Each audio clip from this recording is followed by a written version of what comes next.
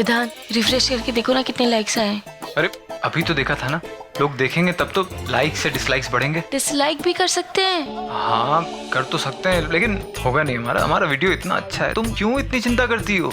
बेटा तुम इतनी चिंता मत करो, चिंता चिता के समान होती है, इंसान को अंदर से जला देती है। देखो टेंशन ना इंसान के मन के लिए अच्छी नहीं होती। नाखूनों के लिए भी नहीं, सारे नाखून खा गई अपने। तुम्हें टेंशन नहीं हो रही? मुझे क्यों होगी? बिल्कुल नहीं होनी चाहिए विधान टेंशन। क्यों? अगर हमारा वीडियो किसी को पसंद नहीं आया तो तुम्हारी को-होस्ट की नौकरी चली गई। और फिर वो दोनों अपने नाखून चबाने लगे। अरे यार तुम दोनों रिलैक्स करो। मैं एक स्टोरी बताता हूँ। तुम्हें पता है जब मैं केदारनाथ गया था पहली बार तो मेरे साथ क्या हुआ था? क्या हुआ? मैंने नए जूते खरीदे थे, तो पहले किलोमीटर में मैं बड़ा परेशान हुआ क्योंकि जूते भी नए थे और रास्ता भी। लेकिन फिर 1 किलोमीटर चलने के बाद बाकी के 13 किलोमीटर का सफर बड़ा आसानी से गुजर गया क्योंकि मैं जूते और रास्ते का आदी हो गया था। इसका क्या मतलब है डैड? बेटा इसका मतलब ये है कि तुमने भी एक नया सफर शुरू किया है, तो ये लाइक्स और डिसलाइक्स को लेकर इतने चिंतित मत हो, सफर में आगे बढ़ते रहो। और अगर मेरी बात मानो तो 1-2 घंटे के लिए ना ये लाइक्स डिसलाइक्स के बारे में सोचना छोड़ दो, इस लैपटॉप को बंद कर दो। जबान दिखाओ। हाँ बंद करो। राधिकारी जी लाइन में आओ। 2 मिनट बात करनी से। कितने साल तक ये दवाइयाँ बांट रहे सो? काफी टाइम से कर रहा हूँ। क्यों? आसपास के गांव में कदे आपको लंगड़ा शंभू नाम का कोई आदमी टकराया सके? क्यों? मारे बापू के पैसे लेने थे उससे। पता पूछ के तो तुझे पैसे मिल जाएंगे, मुझे क्या मिलेगा? ये लो, अब बताओ। मुझे शंभू नाम के किसी आदमी का कुछ पता नहीं है। रे? तो फिर पैसे क्यों लिए? पैसे मैंने खबर बताने के लिए थे और मैंने खबर बता दी। मुझे शंभू के बारे में कुछ पता नहीं है। जाओ यहां से। ये ले गोली, जाओ। डॉक्टर साहब शक्ति की दवाई चाहिए बिंदनी के लिए। सरकारी डॉक्टर की पर्ची लायो? हाँ हाँ लाओ।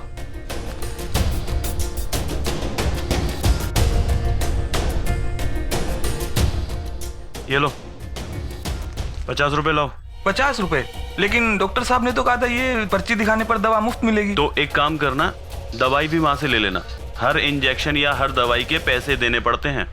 इतना तो हमारे को भी पता है कि सरकारी स्वास्थ्य केंद्र में दवा मुफ्त बांटी जाती है, तो फिर पैसे किस बात के? बहुत खबर है तेरे को हर चीज की।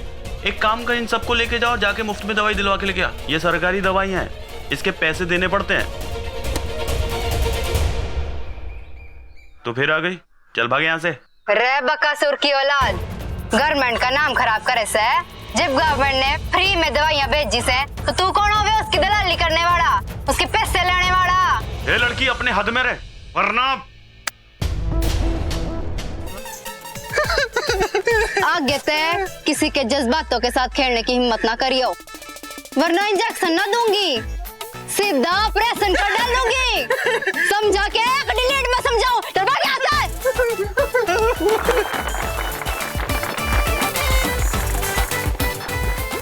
नरेन, थारे को दवाई का नाम पढ़ना आवे से के?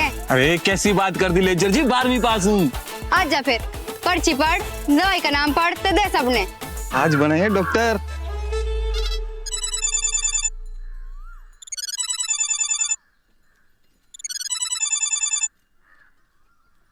हेलो बिट्टू। जीजी माँ, आधा घंटा हो गया है। मैंने आपको लिंक भेजी थी वीडियो की, आपने अब तक रिप्लाई नहीं किया। आपको पसंद नहीं आया क्या? सॉरी बिट्टू, मैंने अपना फोन देखा ही नहीं। रुक, अभी देख के बताती हूँ। हाँ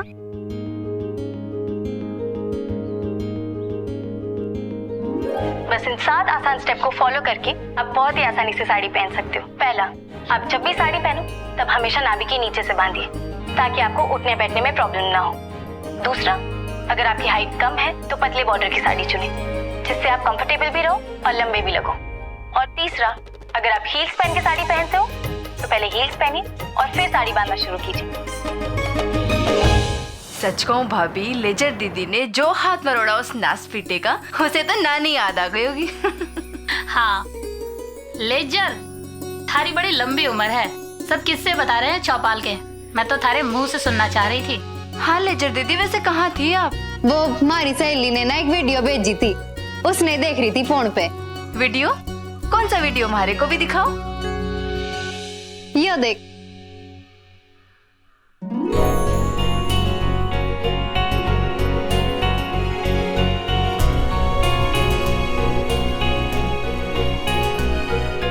बस इन 7 आसान स्टेप को फॉलो करके हम साड़ी बहुत ही आसानी से पहन सकते हैं। तो अब हमारी वीडियो हमारी माई कहा करती थी कि अच्छे से साड़ी पहनना आना भी एक कला हो गई है।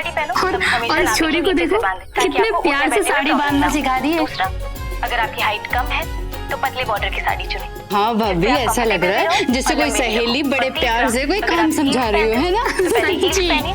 लेजर दीदी, हमारे को भी वो वीडियो भेजो ना, ठीक से।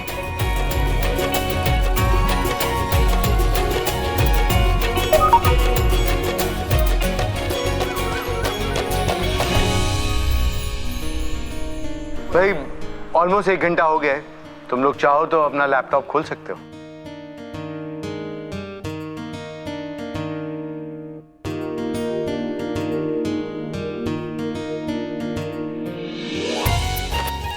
इतने सारे।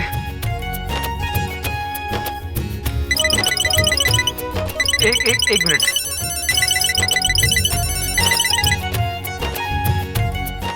हाय। हाँ मिला? देखा? थैंक्स बडी। सच इतना पसंद आया? उनको भी थैंक्स।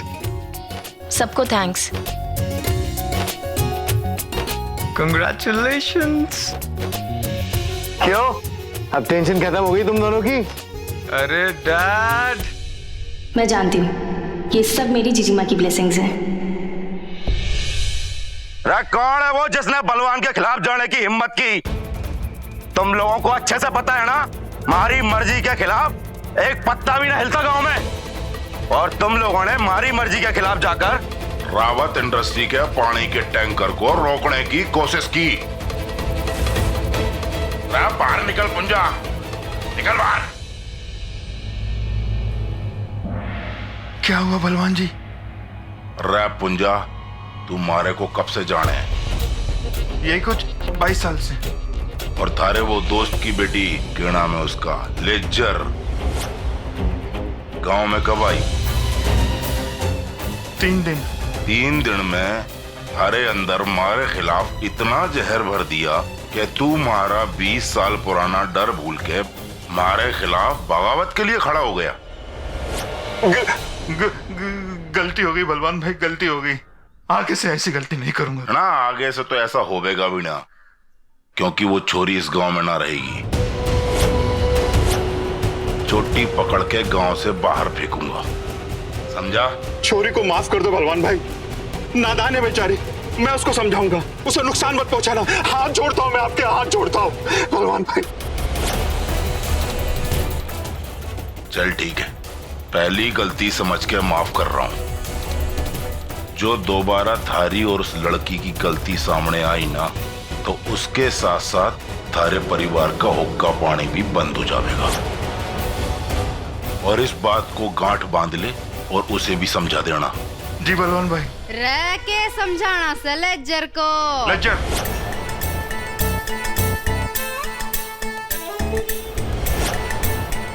आप भी समझा दे। अच्छा तो तू लेजर से रगड़ा अंग्रेज बन रहा से के? हिंदी समझना आती तन्ने? तो फिर मैं भी थारे को हिंदी में समझा दूं। जो दोबारा तूने रावत इंडस्ट्री के टैंकर को रोकने की कोशिश की ना, तो पानी पीने के लायक भी ना रहेगी तू।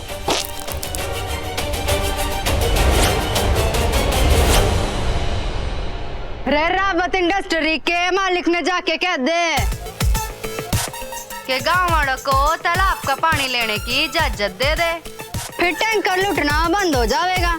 शर्त रख रही है हमारे सामने तू? जिन लोगों के सामने थारी इतनी सी भी औकात ना है, उनसे लड़ना चाहे तू?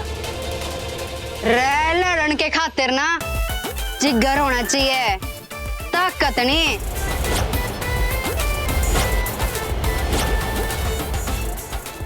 रे छोरी, आज तक बलवान के सामने किसी ने इतनी चोंच ना चलाई। जवाब देने खातिर भी अक्ल होनी चाहिए, हिम्मत ना।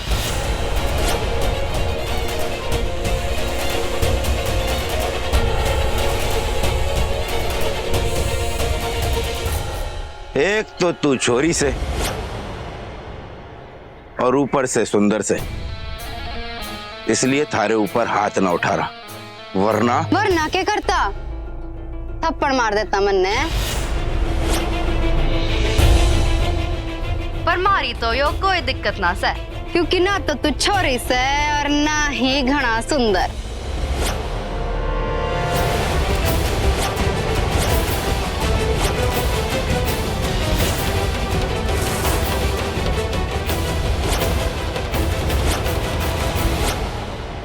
यो थप्पड़ गांव वाले थे उनका पानी छीनने के लिए और यहाँ आके उनको धमकाने के लिए। जा क्या दे उतरा देवी ने, जब तक इस गांव में पानी ना आवेगा तब तक उसकी फैक्ट्री में पानी नहीं जाएगा। कोई कुछ नहीं करेगा, यो मारा शिकार है।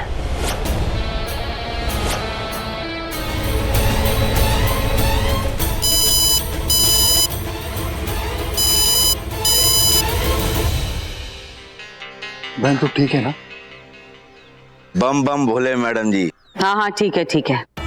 अब बताओ मुझे, रावत इंडस्ट्रीज के टैंकर में से जो लोग पानी चोरी कर रहे थे उनको सबक सिखाया?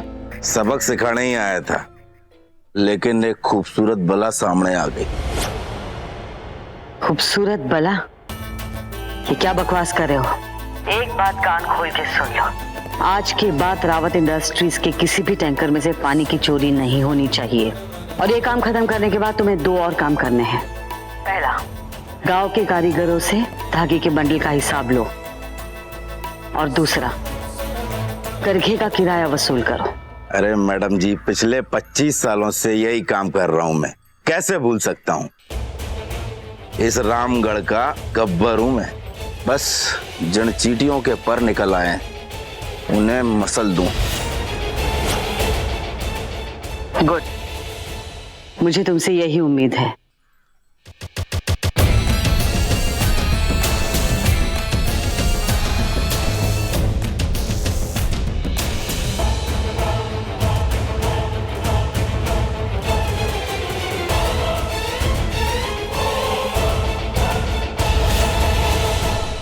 ये बलवान बहुत ही खतरनाक आदमी है बहना। खतरनाक आदमी ने तो लेजर संभाल ले वैसे, पर चिपड़ लोगों की आदत ना से मनने, इसलिए थोड़ी फिक्की पड़ गई। आगे ते चुकन्नी रहूंगी, बलवान का बल तो तोड़ना ही पड़ेगा।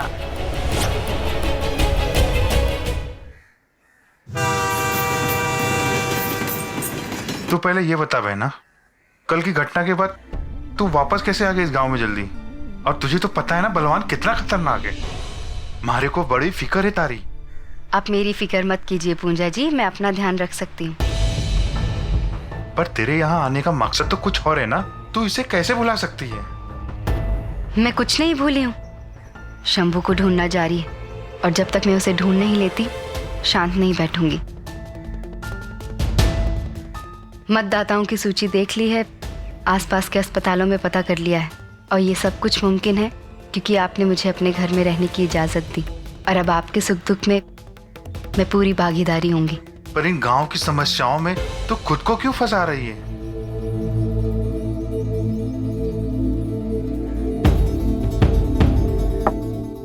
क्या हुआ? चाय में मक्खी आ गई। तो क्या, आंखों देखी मक्खी निगली थोड़ी जाती है। यही बात तो मैं आपको समझाना चाह रही हूँ पूंजा जी।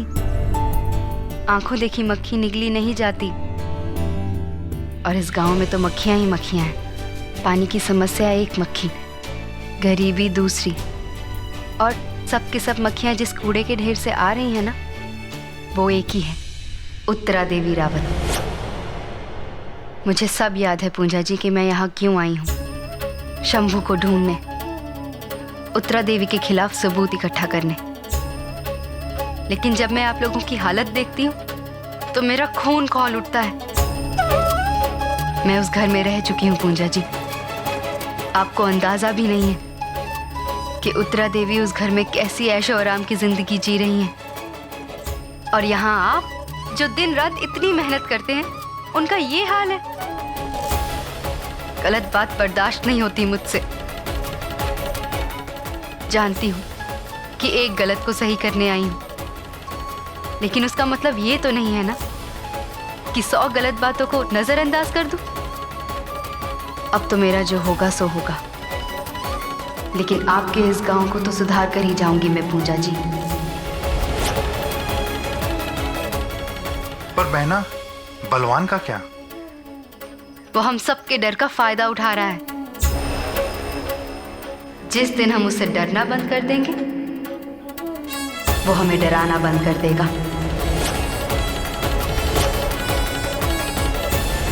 थारे से जीतना बहुत ही मुश्किल है। फाल्गुनी हो या लेक्चर, दोनों का जिगर लोहे का है, लोहे का।